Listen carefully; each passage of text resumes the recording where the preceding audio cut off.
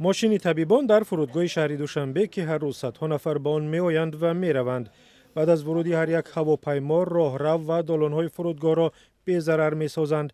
گروه طبیبان شبانه روز در فرودگاه کار می‌کنند. به تاجیکستان فرود میآیند حتما از نزد اسکانرهای ترموستاتیکی گذرانیده میشوند و شخصانی گمان بر شده را بار دیگر ما باز حرارت سنجانی دیستانسیونی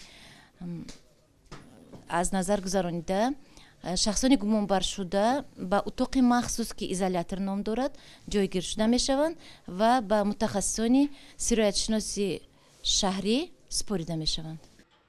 مقامات میگویند برای قبول گرفتاران بیماری 3 شفاخانه دوشنبه را آماده کردند.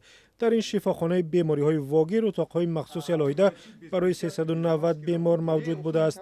با دستور سازمان جهانی تندرستی داروهای ضروری را هم آوردند. تا کنون کسی را به اینجا نیاوردند و طبیبان امیدوارند کسی هم نمی آید.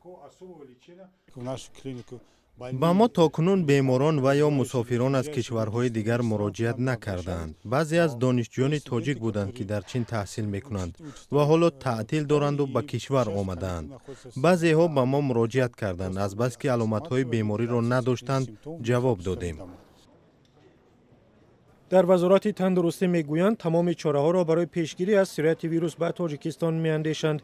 برخلاف دیگر کشورها حالا ضرورت بیرون آوردن شهروندان از چین را نمیبینند. کوششی از این منطقه بیرون کردن شهروندان ما رو نداریم، چون که جمهوری تاجیکستان اعضای کامل حقوقی تشکیل جهانی تندرستی است و طبق قاعده های بین المللی طبی و سانیتری همه کشورها توصیه های تشکیل جهانی تندرستی رو گرفته پس از آن کوششی یگان عمل رو نمودن میکنند. از این پیشتر وزارت امور خارجه تاجیکستان گفت اگر ضرورت بیرون آوردن دانشجویان از چین پیش آید مقامات با حکومت چین یکجا عمل میکنند. تنها در ولایت ووهان مرکز پیدایش بیماری تقریبا 50 دانشجوی تاجیک تحصیل میکنند.